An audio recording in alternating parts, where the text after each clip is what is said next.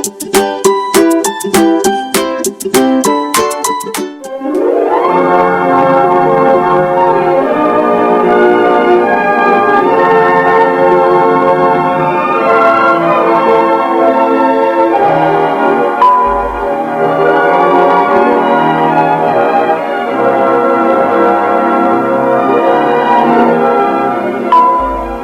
the Old Testament of the Bible, we read the story of Naaman, the commander-in-chief of the army of Syria.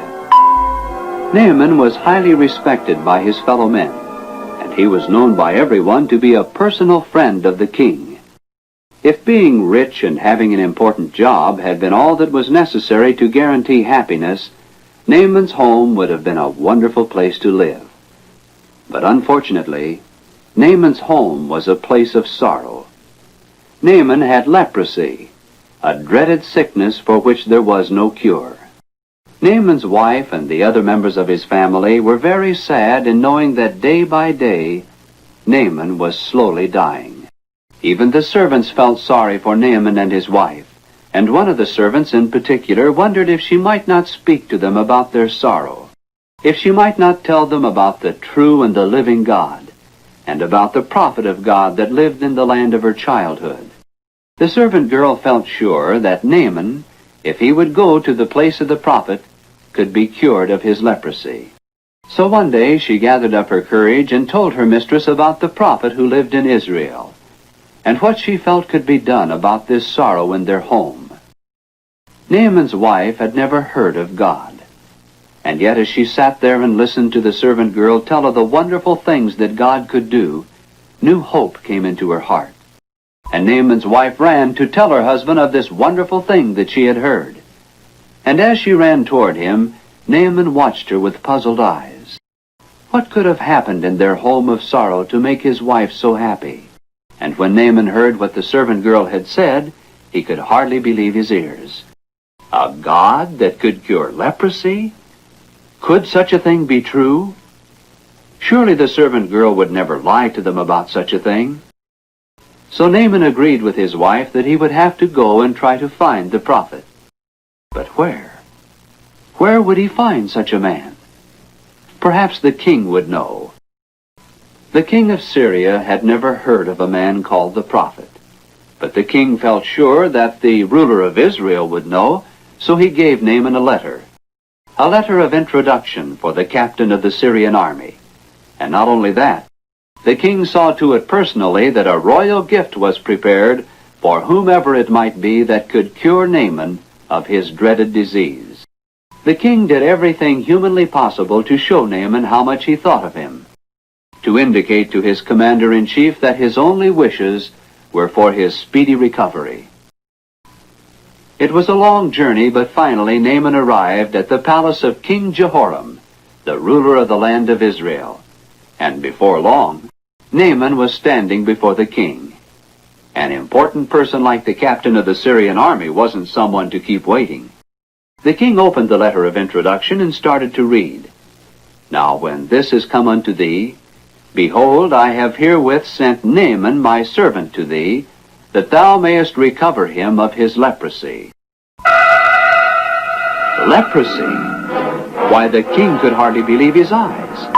The ruler of Israel was suddenly very much afraid. His hands started to shake, and yet he knew what a mistake it would be to let these strangers see how upset he was. So the king asked for time to consult with his advisors on this matter of great importance. But the moment the strangers had left the throne room, the king tore his clothes to show how upset he was, and he wailed and he moaned and he cried out, "Am I God? Can I cure a man of his leprosy?" "I know," the king said. "The Syrians are trying to start a quarrel. That's the meaning of this." The wise men of the kingdom studied the problem and tried their very best to find the answer. But because the letter had failed to mention the prophet, and because the king and his men were not right where God was concerned, their problem was without an answer. What were they going to do? One thing they knew. Naaman was to be shown every courtesy while he was there. He was to be given the best of everything. But all of this delay puzzled Naaman. Why should the king have to consult with his advisors? The king was pondering the same problem when, lo and behold, a servant came to the king with a message concerning Naaman. Elisha, the prophet, had heard about Naaman's visit to the king, and the message was a request that Naaman be sent to him so the Syrians would know there was a true and a living God. The king, needless to say, was very happy to be relieved of his problem. Naaman was to be shown to the place of the prophet at once. And as the caravan left the royal palace, Naaman became more and more excited about being healed, about being well again. But when they arrived, they found themselves standing in front of a place such as a poor person would live in, and that bothered Naaman. He was also bothered by the fact that no one was outside to meet him. After all, he was the captain of the Syrian army. 2 of his men rode forward and shouted for someone to come out and meet their leader. But inside the house, an old man continued talking to his servant. Elisha was telling his servant what was to be said to Naaman.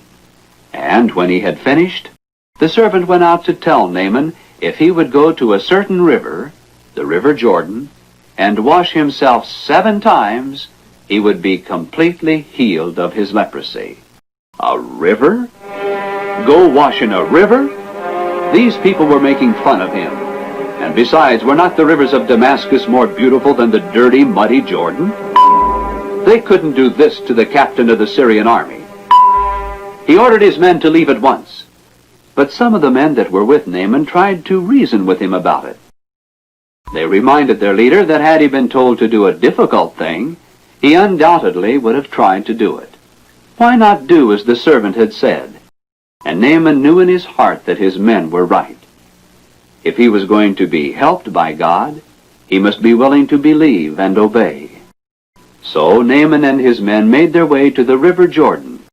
But even as he waded into the water, Naaman was probably thinking, why is it all so easy? It might be just a foolish waste of time. But at least his servants would have to say that he had done as he was told. 6 times Naaman went down into the water, and his body remained the same.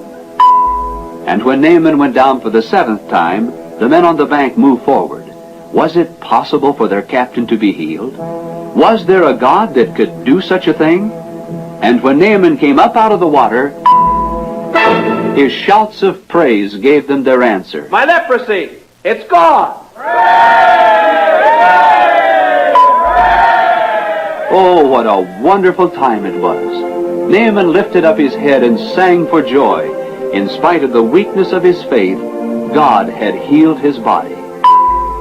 It was a humble group of men that returned to the small house where Elisha was. They told Elisha of the wonderful thing that had happened, and they tried to give the old man the many gifts they had brought.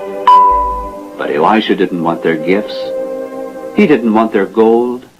Elisha was happy for the new man that he found in Naaman. A wonderful miracle had taken place. Naaman had been cured of his leprosy through simple faith and obedience to the will of God.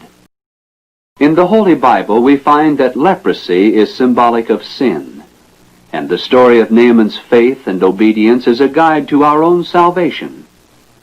In the 3rd chapter of Romans, we read of the leprosy of our souls. For all have sinned and come short of the glory of God.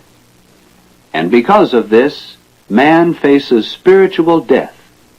For God hath said, the soul that sinneth, it shall die. Naaman's recovery was a miracle of God's goodness and love. But the miracle that is ours is even greater. For God so loved the world that he gave his only begotten Son, that whosoever believeth in him should not perish, but have everlasting life.